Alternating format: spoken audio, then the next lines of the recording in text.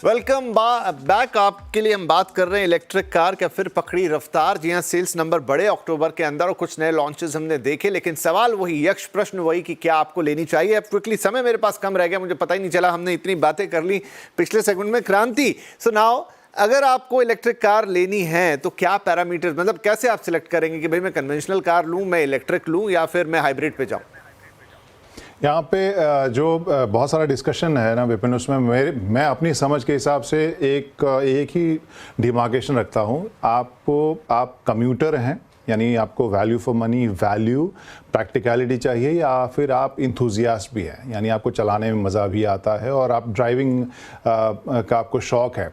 अगर आप केवल प्रैक्टिकल वजहों से गाड़ी लेना चाहते हैं तो फिर इलेक्ट्रिक की तरफ जाने में कोई हर्ज नहीं है। अभी जैसे अब जो नंबर्स की हम बात कर रहे हैं, बढ़ोतरी इस वजह से भी हुई क्योंकि हमने जिस तरह से देखा था कि जो बैटरी की कीमतें एक बैरियर की तरह काम करती हैं। एमजी को हमने देखा, विंडसर को उन्होंने battery as a service scheme में उन्होंने उतारा, जहाँ बैटरी के लिए आप अलग से लोन ले लीजिए और बाकी गाड़ी की कीमत अचानक कम हुई। एटलीस्ट परसेप्शन उसका जो है वो बदला और बहुत सारे जो ग्राहक हैं उन्होंने उस गाड़ी को भी लिया। सो कहने का मोटे तौर पर अगर मैं कहूँ का जो लबुलुबाव है वो ये कि अगर आप कम्यूटिंग के लिए यूज़ कर रहे हैं, प्रैक्टिकल चीज़ों के लिए, छोटे डिस्टेंस के लिए, रोज़मर्रा की रन के लिए, जहाँ पर आपको पॉइंट ए से पॉइंट बी तक सुरक्षित और रिलायबल तरीके से जाना है, किफ़ायती तरीके से जाना है, तो फिर आप इलेक्ट्रिक की तरफ आप रुख कर सकते हैं। बहुत सारे ऑप्शंस हो गए हैं। हाँ, एक एडेड बोनस एनवायरनमेंट भी है, जैसा कि अमित कह रहे थे, लेकिन मैं मानता हूं कि इंडियन कस्टमर्स के लिए लिस्ट में पहले प्रायोरिटी जो है वो प्रैक्टिकलिटी की है, एनवायरनमेंट बाद की है।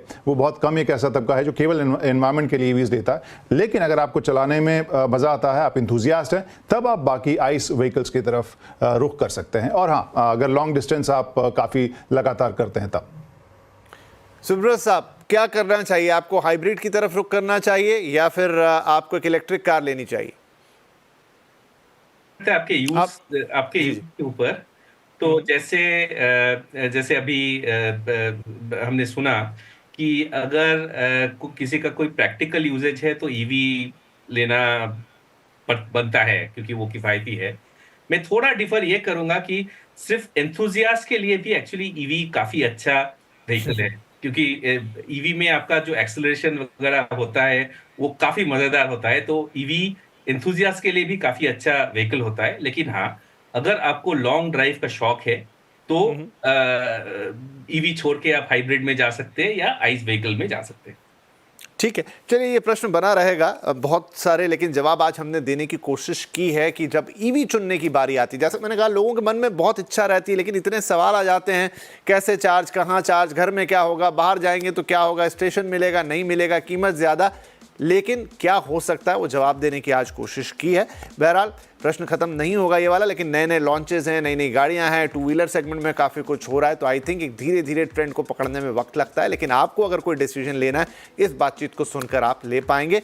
नहीं समझ में आई, दोबारा फिर से हमारे सोशल मीडिया प्लेटफॉर्म पर पूरा शो देख सकते हैं। तो आप तीनों ही मेहमानों का बहुत बहुत धन्यवाद, एंड आई होप काफ़ी लोगों को ये डिसीजन मेकिंग में काम आने वाला है। नमस्कार।